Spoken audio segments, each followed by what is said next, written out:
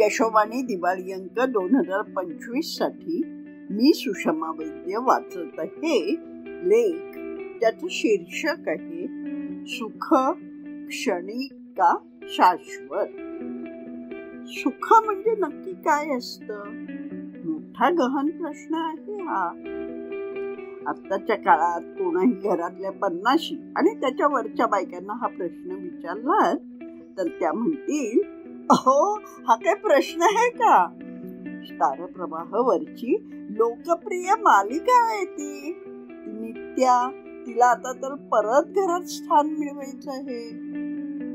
काय म्हणताय तुम्ही? मालिकेबद्दल बोलत नाही आहात? मग काय प्रशांत दामलेच्या गाण्याबद्दल म्हणताय का? अहो कोणतं गाणं काय? ते नाही का? मला सांगा सुख म्हणजे नक्की काय असतं? काय पुण्य असलं की ते घर बसल्या मिळतं? काय म्हणता? छानच आहे ना गाणं.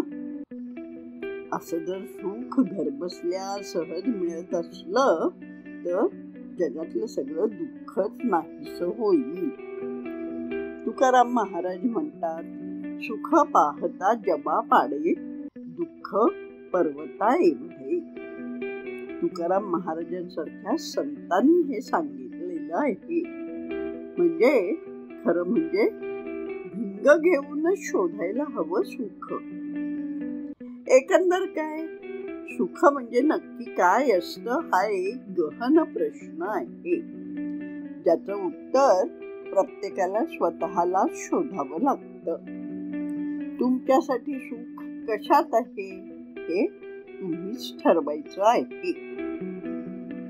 गदिमांच्या कवितेमध्ये एका वृद्ध कुत्र्याला त्याचं पिल्लू विचारतं की सुख म्हणजे काय. वृद्ध कुत्रा त्याला त्याच्या शेपटीमध्ये सुख असल्याचं सांगतो. नेमकं असतं तरी काय हे सुख? तेव्हा जणू माझ्या मनानेच उत्तर दिलं, हेच ते सुख जे बघायला गेलं तर प्रत्येक गोष्टीत असतं, पण अनुभवायला गेलं तर आपण सुखाचा शोध तर नाही घेत, पण ते सोडून दुःखाला कवटाळून बसतो आणि सुखाला मात्र दूर लोटतो. गोंदवलेकर महाराज म्हणतात, सर्व ईश्वराचे आहे, माझे काही नाही असे समजणे म्हणजे ईश्वरार्पण करणे आहे. आपण भगवंताचे झालो तर सुखी होऊ, नाही तर दुःखी होऊ. धान्यातले दगड माती पाकड निवडून बाजूला काढून धान्य जे सार ते घ्यावे. त्याचप्रमाणे अहंकाराचे खडे, ममत्वाची माती आणि विकारांचे पाकड आत्मस्वरूप परमार्थात मिसळल्याने दुःखरूप प्रपंच होतो आणि ते प्रपंचातून निवडून काढून टाकले म्हणजे जे उरेल ते सारे सुखच सुख. सुख म्हणजे काय असतं हा विचार करायला लागल्याबरोबर हे सगळे विचार मनात आले आणि डोकं गरगरायलाच लागलं. खरंच काय आहे हे सुख? श्रीमद भगवद्गीतेत 6व्या अध्यायात भगवान अर्जुनाला सांगतात, दुःख संयोग वियोग म्हणजे सुख. किती सोप्या शब्दात भगवंतांनी वर्णन केलं आहे. दुःखाच्या संयोगाचा वियोग. कशात दुःख वाटून घेतलं नाही की आहे ते सगळे सुखच सुख.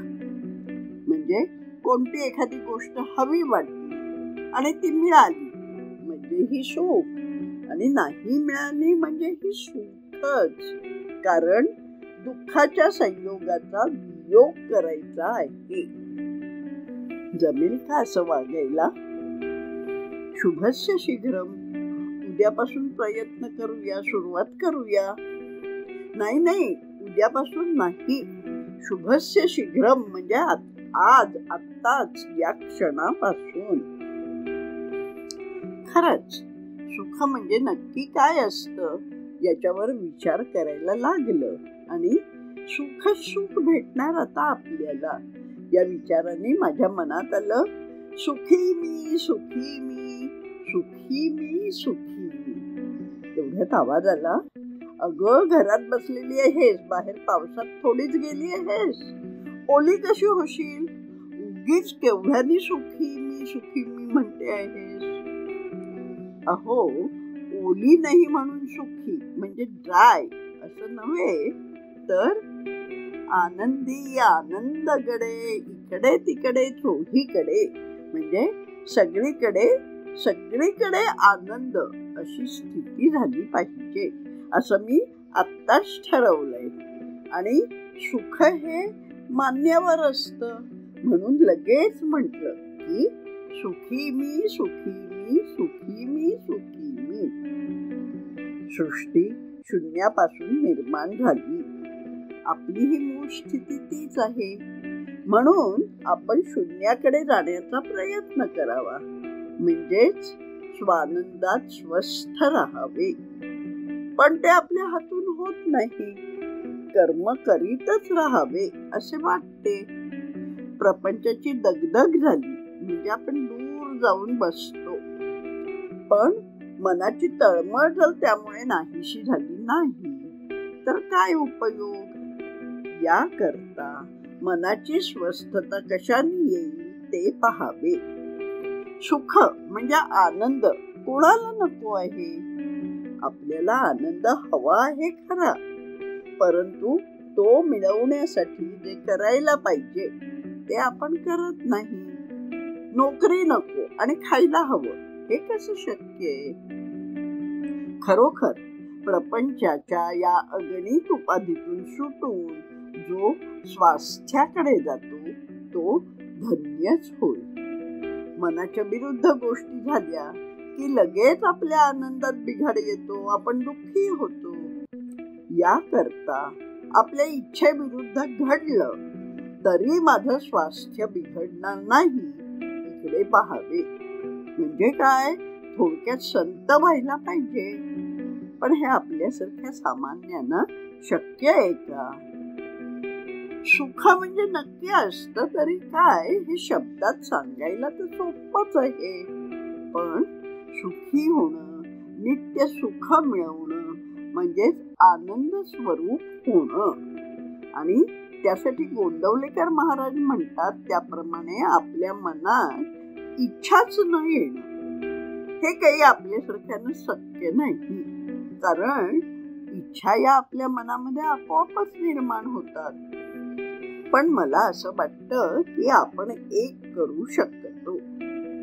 मनात इच्छा आली आणि ती पूर्ण झाली की आपण आनंदी होतो आणि नाही पूर्ण झाली की आपण दुःखी होतो. पण आता यापुढे इच्छा पूर्ण झाली तर आनंद आणि पूर्ण नाही झाली तर दुःख हे फक्त त्या वेळेपुरतं मानायचं.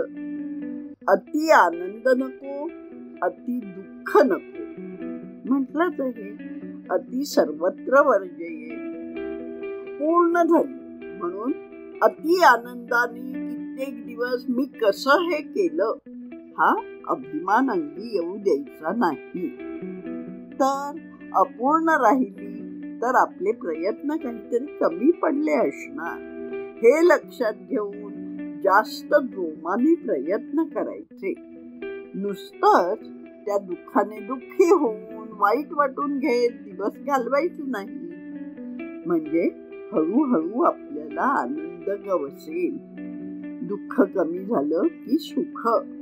हाच बहुतेक भगवंतांनी अर्जुनाला सांगितलेला दुःख संयोग वियोग असावा. हेच सुख असावं.